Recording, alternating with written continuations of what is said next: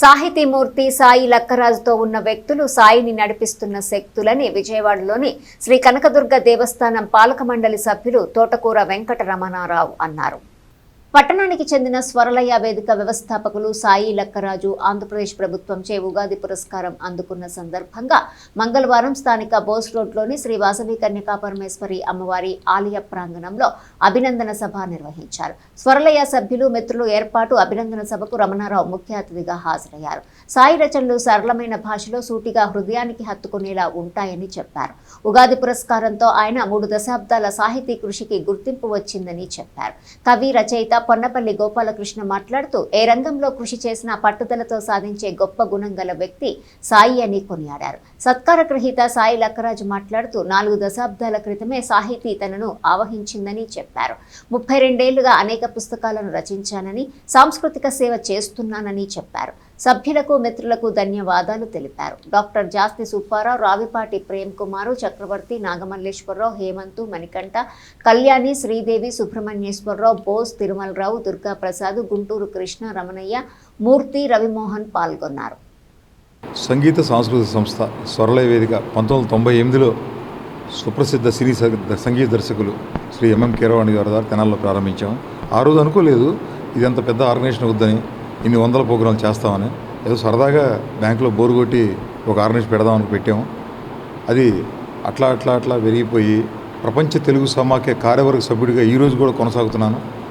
కేవలం ప్రపంచ తెలుగు సమాఖ్య కార్యవర్గ సభ్యుడిగా ఉండటం వల్ల ఆ సంస్థ అధ్యక్షురాలు శ్రీమతి ఇందిరాదత్ గారు కరుణ వల్ల అనేక దేశాలు సందర్శించడం జరిగింది.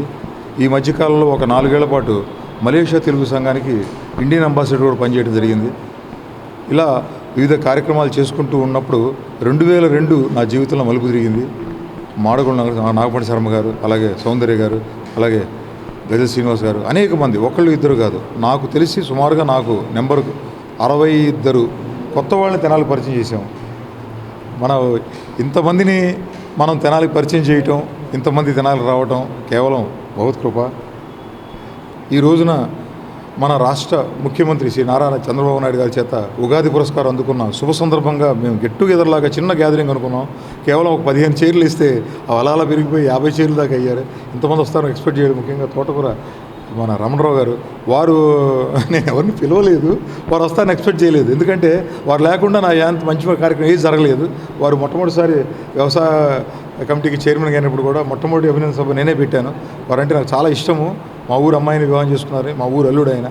అలాగని కాకుండా మాతో చాలా విషయాలు కూడా షేర్ చేసుకుంటూ ఉంటాం మీ ఇద్దరం. ఆయన అనుకోకుండా ఇవాళ రావడం చూడండి, అది అదృష్టం. ఇలాగ అనేక మంది మంచి వ్యక్తుల మధ్య ఉండటం వల్ల స్వరలయ ఇంకాస్త ముందుకు తీసుకెళ్తామని, భవిష్యత్తులో మంచి కార్యక్రమాలు చేసి మీ అందరి అభిమానాన్ని మరింత చూరగొంటానని కోరుతూ, చివరిగా ఒక్క మాట, దయచేసి స్వరలయకి కేవలం డబ్బులు అడగట్లేదండి, మీ సమయాన్ని వెచ్చించండి. కార్యక్రమం 6 గంటల కంటే నేను 6 గంటలకు మొదలుపెట్టాను, 7 గంటల కంటే 7 గంటలకు మొదలుపెట్టాను. సమయం ఎప్పుడు తప్పలేదు. సమయానికి రండి. సభ్యులతో పాటు ఈ మీడియా ఛానల్ ద్వారా చూస్తున్న వాళ్ళకి చెప్తున్నాను, దయచేసి రండి, మంచి కార్యక్రమం ఇస్తాను. మీ నిత్య జీవితంలో